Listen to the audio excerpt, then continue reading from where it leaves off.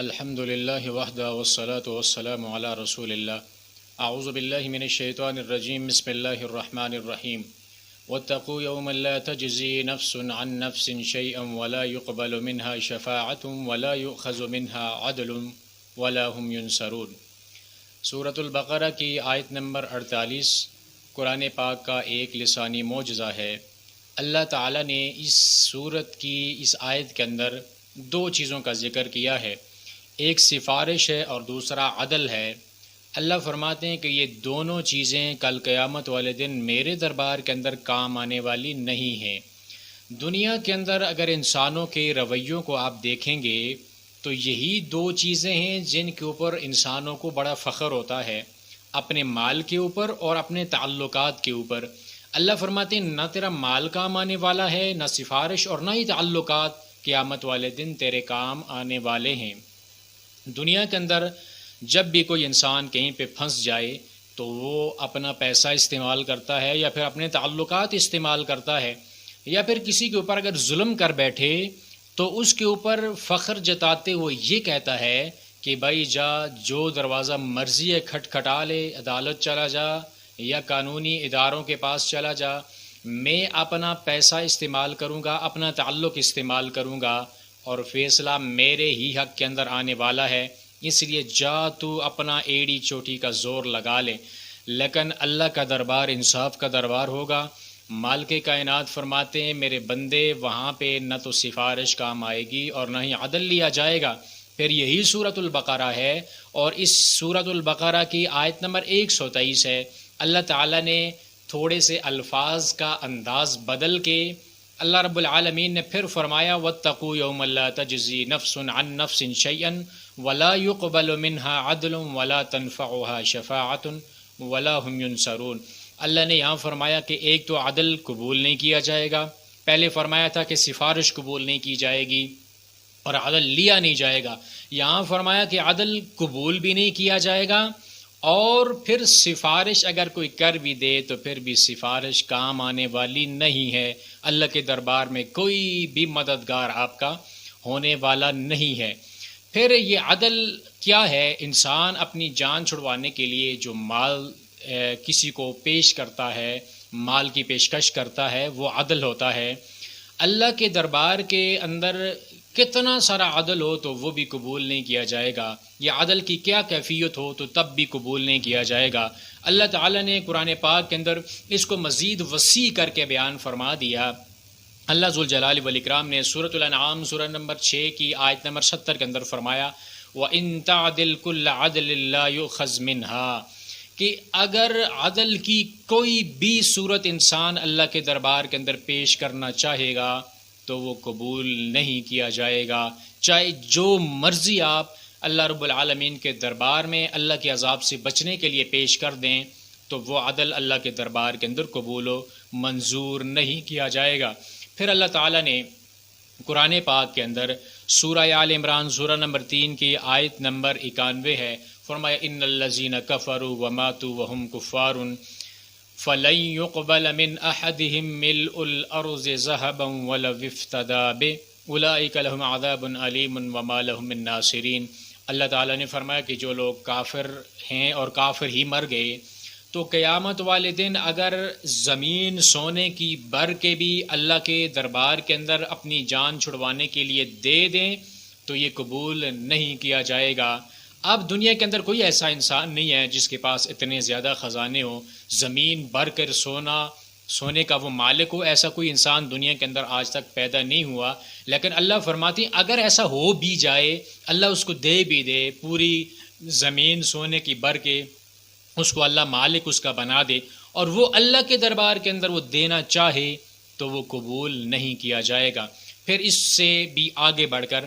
اللہ تعالیٰ نے سورہ یونس سورہ نمبر 10 کی آیت نمبر 54 کے اندر فرمایا وَلَوْ أَنَّ لِكُلِّ نَفْسٍ ظَلَمَتْ مَا فِي الْأَرْضِ لَافْتَدَتْ بِهِ، کہ ظالم لوگ، اپنے نفسوں کے اوپر ظلم کرنے والے لوگ، اگر زمین کے سارے خزانے بھی اللہ کے دربار میں عدل کے طور پر دینا چاہیں گے تو وہ بھی قبول نہیں کیے جائیں گے۔ ساری زمین کے لوہا، اس کی چاندی، اس کا سٹیل، جو کچھ بھی زمین کے اندر خزانے ہیں وہ سارے کے سارے اگر اللہ کے دربار میں دے دے تب بھی وہ قبول نہیں کیے جائیں گے۔ یہیں پہ بس نہیں ہے، اللہ تعالیٰ نے سورۃ الرعد سورہ نمبر 13 کی آیت نمبر 18 کے اندر فرمایا للذین استجابوا لربهم الحسنى والذین لم يستجیبوا له لو ان لهم ما فی الارض جميعا ومثله معه لافتدوا به، کہ جن لوگوں نے اللہ اور اس کے رسول کی بات کو نہیں نہ مانا اور اللہ اور اس کے رسول کے حکم کے مطابق نہیں چلے، اگر ایک زمین بھر کر خزانوں کی اللہ کے راستے کے اندر، اللہ کے دربار کے اندر وہ پیش کر دیں،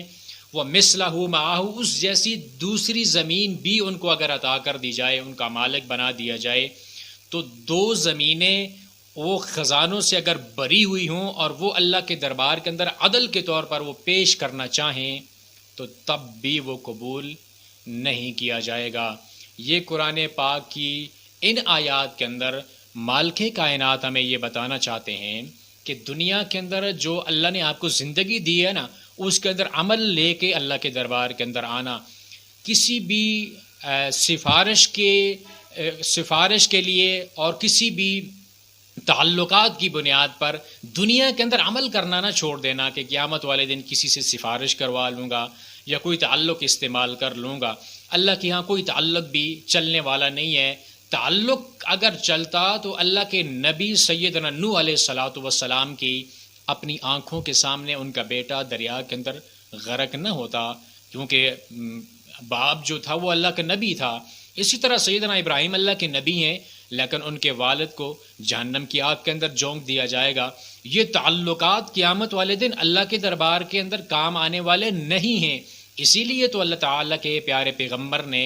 اپنی پیاری بیٹی سیدہ فاطمہ الزہرا رضی اللہ تعالی عنہا، جنت کی سردار جو ہیں، ان کو بلا کے کہا تھا کہ اے میری بیٹی فاطمہ، دنیا کے اندر عمل کر کے آنا، میں اللہ کے دربار کے اندر آپ کے کچھ کام آنے والا نہیں ہوں۔ او میری پھوپھی صفیہ، دنیا کے اندر عمل کر کے آنا، میں اللہ کے دربار کے اندر آپ کے کچھ کام آنے والا نہیں ہوں۔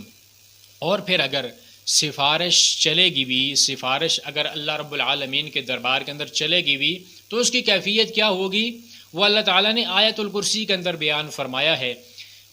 سفارش جس کی جائے گی وہ بھی اللہ کی مرضی کا ہوگا، اور جو سفارشی ہوگا، سفارش کرنے والا ہوگا، وہ بھی اللہ کی مرضی کا ہوگا۔ دونوں اللہ کی مرضی کے ہوں گے، پھر سفارش کی اللہ اجازت دے گا اور اپنی مرضی سے اس سفارش کو قبول کرے گا، کوئی بھی اس کو مجبور کرنے والا نہیں ہے۔ دنیا کے اندر سفارش یا تعلقات تب چلتے ہیں اور تب وہاں پہ بات مانی جاتی ہے کہ جس سے انسان سفارش کرواتا ہے، آگے جو بندہ بیٹھا ہوا ہے جو اس کی سفارش قبول کرتا ہے، وہ یہ سمجھتا ہے کہ یہ جو سفارش کرنے والا بندہ ہے یا تو یہ مجھ سے عہدے کے اندر رتبے کے اوپر مجھ سے اوپر ہے، یا میرا اس کا کچھ تعلق ہے۔ اگر میں یہ سفارش قبول نہیں کروں گا یا تو مجھے اپنی نوکری سے ہاتھ دھونا پڑے گا یا پھر میری ناراضگی اور خفگی ہوگی۔ یہ دو ڈر ہوتے ہیں، لیکن اللہ کے دربار کے اندر مالک کائنات تو ساری کائنات کے خزانوں کا مالک ہے، اعلیٰ کل شیء قدیر ہے، وہ اللہ الصمد ہے، بے پرواہ بھی ہے، اسے تو کسی چیز کی ضرورت ہی نہیں ہے، پھر اس کو مجبور کرنے والا کوئی نہیں ہوگا۔ یہ سفارش اللہ رب العالمین کے دربار کے اندر کام آنے والی نہیں ہے۔ اور اگر دنیا کے اندر آپ کے تعلقات اچھے ہیں، آپ کے پاس مال دولت ہے، تو بجائے اس کے کہ آپ لوگوں کے اوپر ظلم کریں، لوگوں کو دبانے کے لیے اپنا پیسہ اور اپنا تعلق استعمال کریں، اس کے بجائے آپ اس تعلق کو اور اس پیسے کو آپ کسی مظلوم کی مدد کے لیے آپ اس کا استعمال کریں۔ کوئی ایسا مظلوم آدمی ہے جس کی سنوائی نہیں ہو رہی، تو آپ اس کے اوپر روپیہ پیسہ خرچ کریں یا اپنا تعلق استعمال کریں، بتائیں بھائی یہ بندہ، اس کا کوئی آگے پیچھے ہے نہیں، مظلوم انسان ہے، آپ اس کی مدد کیجئے، اس کا مسئلہ حل کیجئے۔